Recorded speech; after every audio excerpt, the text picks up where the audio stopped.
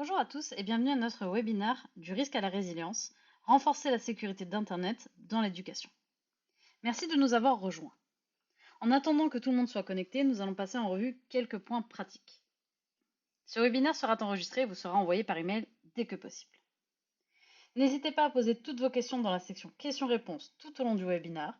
Nous y répondrons pendant et à la fin du webinaire.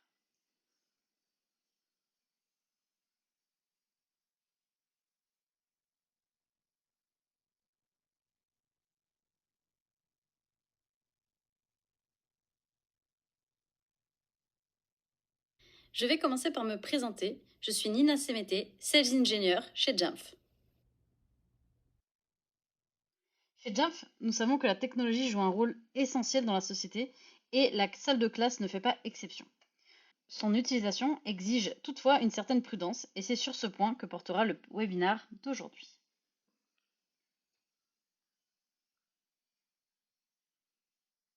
Dans ce webinaire, nous allons explorer des stratégies innovantes et des bonnes pratiques et nous partagerons des éclairages visionnaires. Je vous montre ainsi le programme d'aujourd'hui. Nous allons voir dans un premier temps l'importance de la sécurité sur Internet. 2. Comment mettre en place un cadre global pour cette sécurité. 3. Promouvoir la citoyenneté numérique par l'éducation et la sensibilisation. Et enfin, on verra comment s'appuyer sur la technologie pour sécuriser la navigation sur Internet.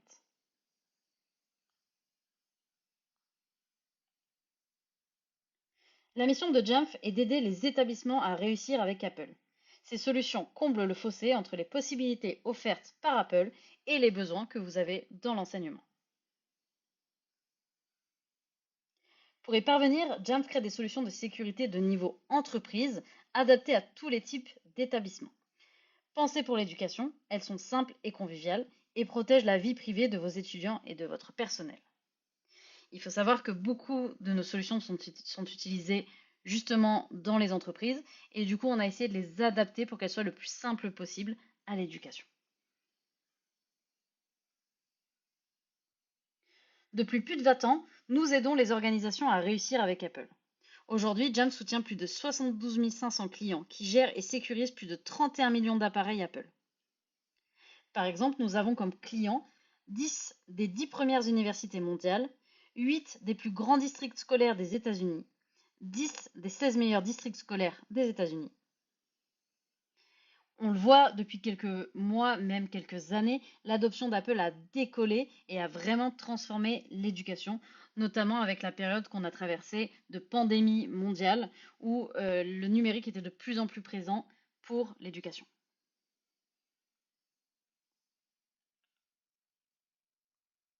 Jamf est aujourd'hui la seule entreprise au monde qui offre une solution complète de gestion et de sécurisation pour un environnement Apple First. Nous savons à la fois gérer, mais aussi sécuriser et étendre l'expérience Apple grâce à des intégrations poussées par exemple avec Microsoft, Google ou d'autres solutions utilisées dans l'éducation. Cela permet de vous offrir une expérience complète et de nouvelles opportunités pour l'apprentissage et l'enseignement. Vous avez ici du coup une petite slide qui vous montre qu'est-ce qu'on peut faire dans gérer, qu'est-ce qu'on peut faire dans sécuriser, qu'est-ce qu'on peut faire dans élargir. Et vous pouvez voir, nous avons de nombreuses possibilités avec nos solutions.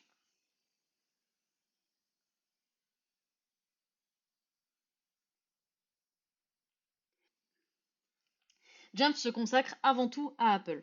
En optant pour ces solutions, vous bénéficiez d'un avantage majeur, l'historique et l'engagement envers ce qu'on appelle la prise en charge le jour même. Pour vous, c'est une réduction de la charge de travail, pour vos utilisateurs finaux, un accès plus rapide aux nouvelles fonctionnalités et pour vos administrateurs, davantage de contrôle.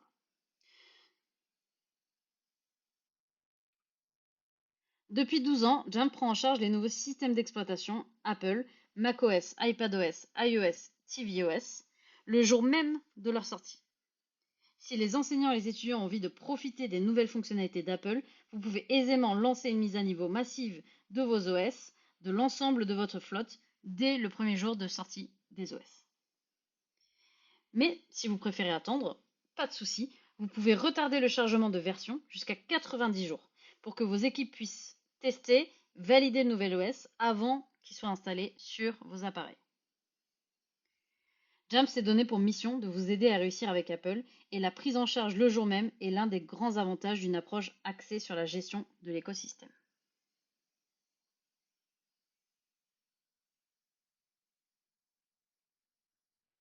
Nous allons voir du coup le premier point, l'importance de la sécurité sur Internet. Pourquoi ce point est très important? Eh bien parce qu'il faut avant tout protéger l'utilisateur final. Pour créer un environnement Internet, nous devons tenir compte de plusieurs facteurs. Tout d'abord, l'utilisateur final.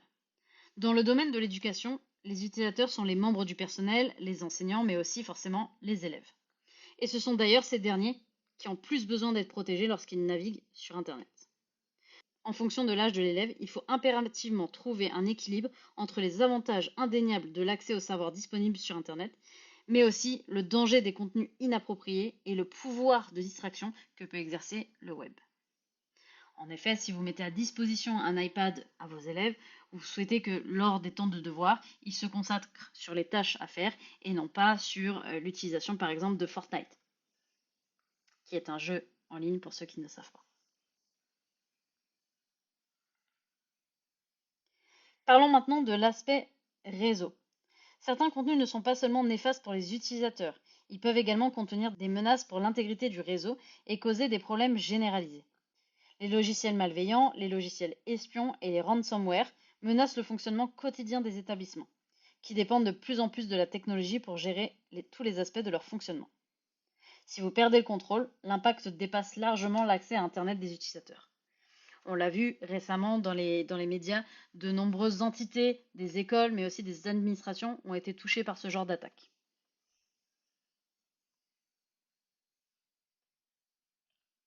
Intéressons-nous d'abord aux utilisateurs et voyons comment faire d'Internet un environnement sûr et propice à l'apprentissage. Une chose est sûre, avec le développement d'Internet, l'éducation ne se fait plus seulement par la transmission des savoirs de l'enseignant aux élèves. Les élèves disposent maintenant d'une large base de connaissances, accessible 24 heures sur 24, 7 jours sur 7, sur Internet. Ceci offre de nouvelles possibilités d'exploration de contenu, des significations mais aussi des applications. Ces nouvelles approches transforment l'apprentissage et le rôle de l'éducation. Les élèves ne se contentent pas d'apprendre des faits et de les mémoriser, ils peuvent désormais explorer l'impact de ces faits et chercher à appliquer leurs connaissances pour influer sur le monde qui les entoure.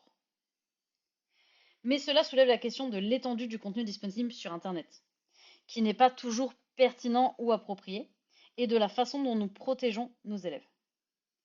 Comme nous le verrons plus en détail par la suite, il est nécessaire de sensibiliser les élèves à Internet et son impact, mais vous ne devez pas nuire non plus à leur confiance.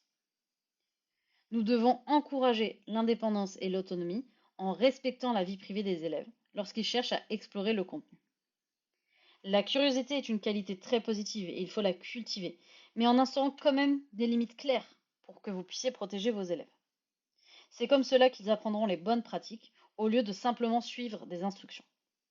Restons toutefois conscients d'une chose, les élèves qui font des recherches sur Internet peuvent également exposer le réseau à des risques. Les informations personnelles identifiables, IPI, contenues dans les systèmes d'information sur les étudiants, les dossiers médicaux et d'autres sources peuvent être très lucratifs pour les cybercriminels. Ils rapportent en moyenne 250 $ par enregistrement.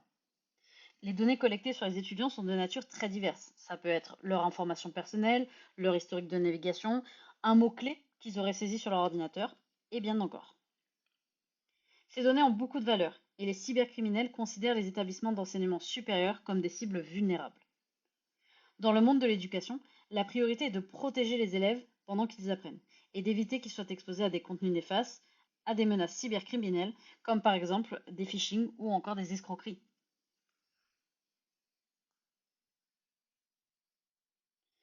Comme c'est indiqué sur cette slide, la question n'est pas si, mais quand. Selon le Centre national de cybersécurité, NCSC, en 2022, 70% des écoles ont été touchées par des attaques. De son côté, le ministère de la Culture, des Médias et des Sports a indiqué que 39% des entreprises britanniques avaient identifié au moins une attaque. 45 districts scolaires américains ont été touchés par des attaques de ransomware en 2022.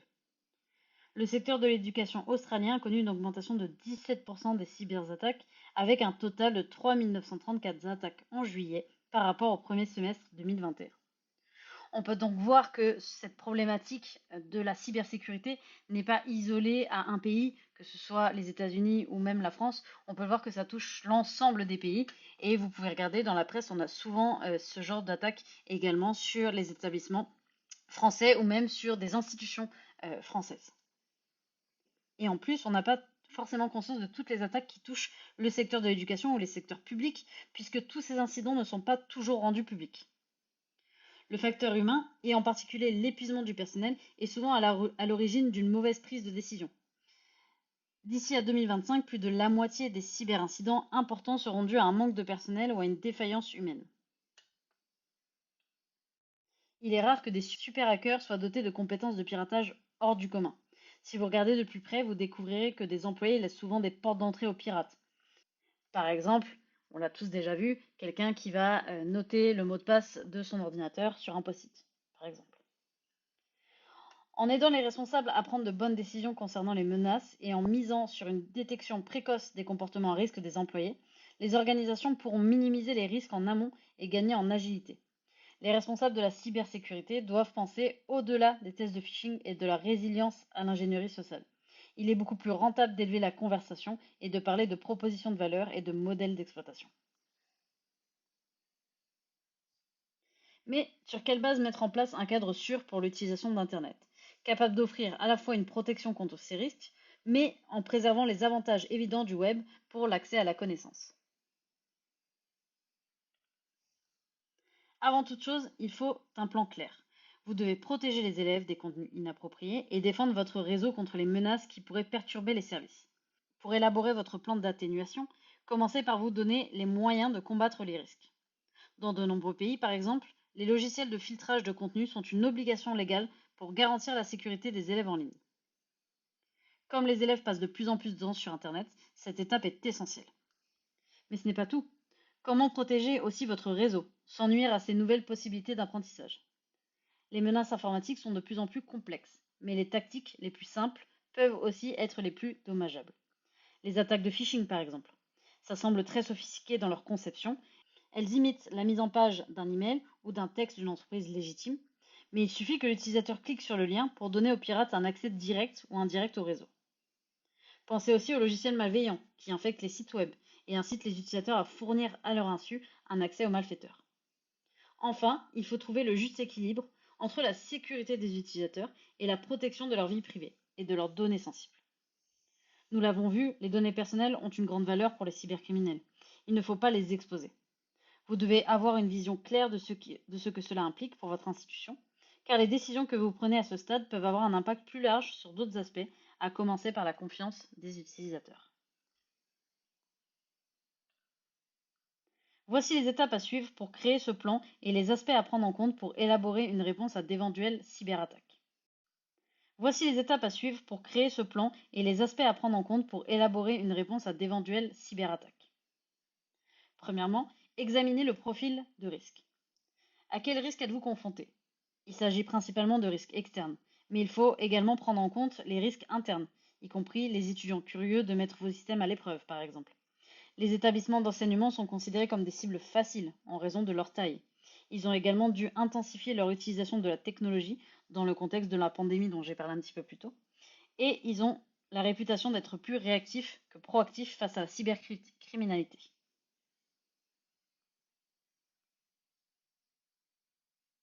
Ensuite, prenez des mesures préventives. Une fois que vous avez identifié les menaces, vous pouvez mettre en œuvre des méthodes pour les arrêter. Dans cette phase, vous devez trouver le juste équilibre entre la facilité d'utilisation, en particulier pour les jeunes élèves, et les failles de sécurité qui en découlent. Il est essentiel que les logiciels soient tenus à jour sur les appareils utilisés, car les versions obsolètes sont une porte d'entrée, forcément, pour les attaques et le vol des identifiants des utilisateurs.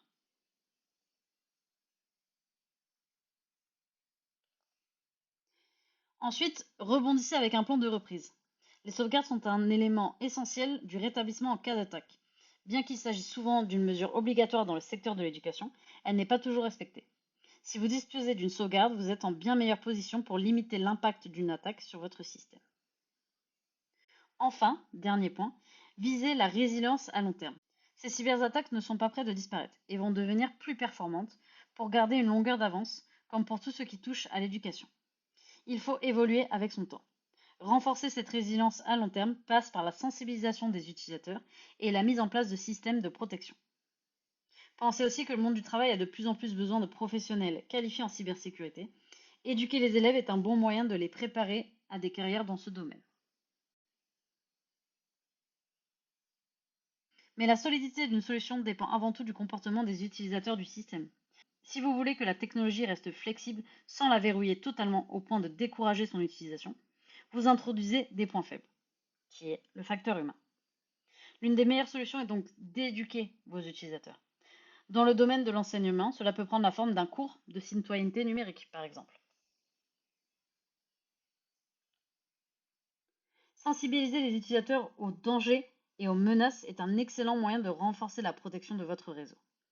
Mais la promotion d'une utilisation constructive d'Internet a un intérêt au-delà du contexte institutionnel. Nous pouvons imaginer que le rôle de cette sensibilisation n'est pas seulement de protéger les appareils scolaires, mais aussi d'apprendre aux utilisateurs à se protéger eux-mêmes dans toutes les circonstances. En suivant un programme de sensibilisation au numérique, les étudiants et le personnel acquièrent une vision bien plus large de la sécurité en ligne. Ils apprennent à éviter les menaces sur Internet et conservent ce savoir lorsqu'ils entrent dans leur vie professionnelle, élargissant encore l'impact sociétal de la démarche d'origine. De nombreux pays d'ailleurs disposent déjà de ces programmes d'enseignement numérique. Ils encouragent une utilisation sûre d'Internet et cela permet un effet bien plus efficace que de restreindre l'accès total. Ce sont leurs connaissances et leur jugement qui protègent les élèves et pas l'appareil scolaire. Comme nous l'avons dit plus tôt, les utilisateurs sont souvent le maillon faible de votre réseau, d'où l'importance de leur apprendre à reconnaître les liens de phishing. Dans le domaine de l'éducation, j'ai vu deux façons de procéder. L'une était efficace, l'autre n'avait pour seul but que de cocher une case. L'approche efficace consiste à impliquer l'utilisateur final et à lui permettre de discuter de la question. Il ne faut surtout pas se contenter d'énoncer ce qu'il faut faire ou ne pas faire en espérant que cela parle à tout le monde. Si l'utilisateur est bien le maillon faible, il doit être dûment renforcé. Une simple rustine ne suffira pas. Dans les écoles primaires et secondaires, nous devons également penser aux parents et tuteurs. Il y a de plus en plus d'appareils à la maison et les parents tiennent à ce que leurs enfants puissent les utiliser en toute sécurité sans avoir à les surveiller à tout moment. Les événements de sensibilisation des parents sont un moyen très efficace de les accompagner dans cette démarche et de répondre à leurs besoins. Ils diffusent également une vision plus positive et plus claire de l'utilisation de la technologie à l'école. Il faut nécessairement appliquer une règle d'utilisation acceptable, mais il ne s'agit pas seulement de cocher une case sur la liste des obligations. C'est aussi un moyen d'autonomiser l'utilisateur final. Pour faire le lien avec notre point précédent, l'éducation à la sécurité en ligne est le meilleur moyen de limiter l'impact des menaces. Quand nous responsabilisons les utilisateurs, nous favorisons leur autonomie. Ils assument alors la responsabilité de leurs actes en ligne, ils réfléchissent davantage à ce qu'ils font et en comprennent surtout les conséquences. Comment les solutions Jamf peuvent-elles appuyer et faciliter cette démarche? Voyons celles qui autonomisent les utilisateurs et protègent ainsi vos réseaux. Avec Jamf Safe Internet, vous donnez aux enseignants les moyens de développer l'apprentissage autonome dans un environnement sûr où les élèves sont à l'abri des contenus préjudiciables. Le contenu exploré par les élèves en ligne est filtré de manière à exclure des catégories prédéterminées comme par exemple les jeux vidéo, les jeux d'argent ou même les sites pour adultes. Vous pouvez même contrôler la bande passante utilisée afin de préserver la rapidité de votre réseau. Dans cette solution, c'est vous qui êtes maître de ce que vous bloquez ou de ce que vous autorisez à vos élèves. Jamf Safe Internet protège également les utilisateurs des attaques de phishing qui imitent de mieux en mieux des emails et des sites légitimes.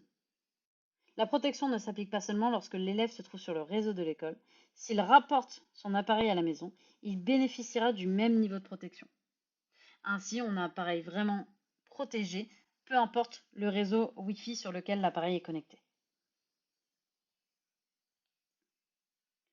La console de Jamf Safe Internet, intégrée à Jamf School, facilite le déploiement et la synchronisation. Cette simplicité est cruciale lorsqu'il s'agit de la sécurité des élèves. Et ça marche tout simplement. Jamf voulait que cet outil soit utilisable par quiconque en aurait la responsabilité. Que vous soyez enseignant ou technicien informatique, Jamf Safe Internet a été conçu pour vous faciliter la tâche. Ce portail est issu d'un portail qui était déjà existant côté professionnel, entreprise, et qui du coup a été adapté et simplifié pour la partie éducation.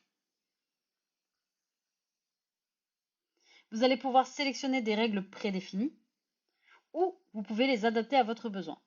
Dans tous les cas, vos élèves seront protégés des menaces de phishing et des logiciels malveillants.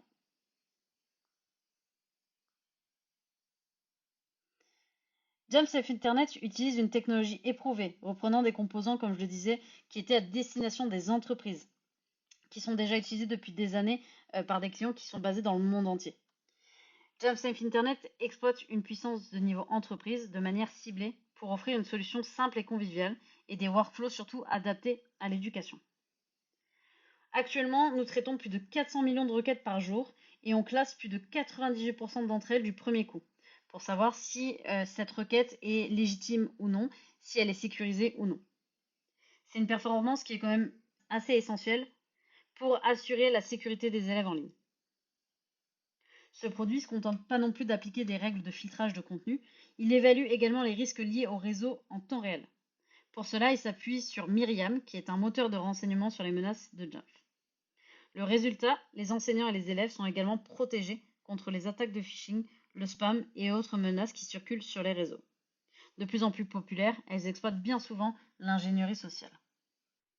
Pour ceux qui ne le savent pas, l'ingénierie sociale est une technique de manipulation qui exploite justement l'erreur humaine dont on parle depuis tout à l'heure, dans le but d'obtenir des informations confidentielles ou un accès ou des biens de valeur. C'est très utilisé aujourd'hui dans la cybercriminalité. Voyons comment la prévention des menaces réseau de JumpSafe Internet va repousser cette attaque de phishing par ingénierie sociale justement. Dans une attaque par ingénierie sociale, l'utilisateur est amené à fournir des informations en croyant cliquer sur des liens ou visiter un site web d'apparence légitime. En l'occurrence, il reçoit un SMS lui demandant de se connecter à Office 365. On regarde l'URL, ça ressemble effectivement à https://office 365. On pourrait penser qu'effectivement il s'agit de la connexion à Microsoft Office. Qu'est-ce qui va se passer? L'utilisateur, pensant que c'est un lien légitime, va cliquer dessus et ce lien va l'inciter à donner des informations. Il peut s'agir d'informations d'identification, d'adresse et même de coordonnées bancaires. Si vous suivez ce lien, vous êtes alors redirigé vers un site web semblable à la page de connexion de Microsoft. Fondamentalement, je ne vois pas de grosse différence avec la page effectivement de Microsoft. En fin de compte, le site web il essaye de convaincre les utilisateurs de donner le nom d'utilisateur et le mot de passe de leur compte Office 365, ce qui est très ressemblant. Certains savent reconnaître la supercherie et le risque d'escroquerie, mais bien d'autres ne s'en rendent pas compte. Ces utilisateurs pourraient alors simplement fournir les informations permettant à un malfaiteur de se connecter sur cette page et ensuite de pouvoir avoir accès à des informations confidentielles. Nous avons pris l'exemple d'un message texte, d'un SMS, mais imaginez qu'un enseignant ou un élève reçoive ceci par email. Il pourrait alors avoir un lien qui lui permettrait de réinitialiser son compte Azure, Google ou autre, et pourrait, sans le savoir, en fait, donner à une source malveillante l'accès à vos systèmes ou exposer les données d'un groupe d'élèves, par exemple. Avec JumpSafe Internet, dès lors qu'on clique sur le lien, le moteur de renseignement sur les menaces empêche l'utilisateur d'accéder au site. Là, notre intelligence artificielle Myriam, dont on parlait tout à l'heure, a vu effectivement que c'était un lien de phishing et du coup a bloqué tout de suite la page internet. Cette approche réduit considérablement le risque de divulguer des informations. Ce n'est pas à l'utilisateur de déterminer si le lien ou la page est légitime, un arbitrage d'autant plus difficile à faire lorsque les attaques sont fidèles à la réalité. JumpSafe Internet prend en charge les appareils Apple, mais aussi Google et Windows. Quel que soit l'outil mis à disposition des élèves, ils sont protégés partout où ils apprennent. Si vous utilisez également des Mac, pas de souci, nous avons une solution pour ça puisque nous avons Jump Protect. Jump Protect, c'est un outil qui est développé exclusivement pour macOS et qui fournit une solution complète pour maintenir la conformité des terminaux. Elle détecte à la fois les incidents de sécurité sur macOS, les traite et les corrige, avec un impact très minime sur l'appareil et sur l'expérience utilisateur finale. Mais également, cette solution vous permet de faire de la conformité avec notamment ce qu'on appelle le CIS Benchmark et vous permettre de vous protéger en amont de toute faille de sécurité.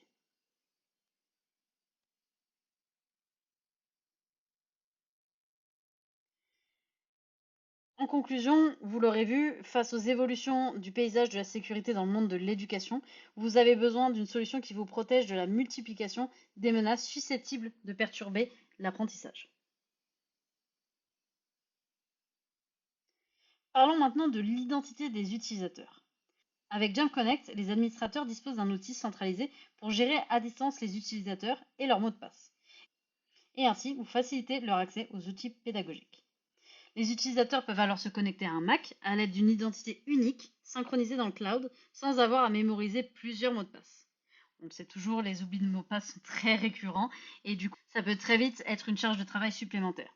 L'avantage d'avoir un mot de passe unique, géré et synchronisé dans le cloud, fait qu'on limite ces oublis de mots de passe. Un environnement de ce type donne la priorité à l'apprentissage et à l'enseignement, puisque les aspects techniques restent au second plan.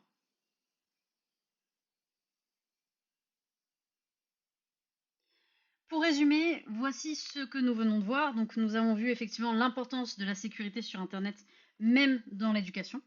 Nous avons vu comment mettre en place un cadre global pour sécuriser la navigation sur Internet. Ensuite, nous avons parlé de promouvoir la citoyenneté numérique avec l'éducation et la sensibilisation, que ce soit des élèves, des enseignants ou des parents.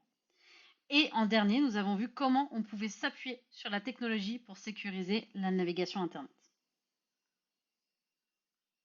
Comme vous avez pu le voir, ce webinaire a pour but de susciter une réflexion et de donner aux enseignants, aux équipes dirigeantes et aux équipes informatiques un aperçu des possibilités offertes par et pour vos appareils Apple. Bien sûr, ceci n'est que le début du cheminement de réflexion que vous pouvez avoir. Je vous donne donc quelques ressources disponibles supplémentaires. Je vous laisse quelques petites secondes pour scanner ce QR code. Ça vous donnera accès à d'autant plus de documentation si vous souhaitez effectivement creuser cette réflexion.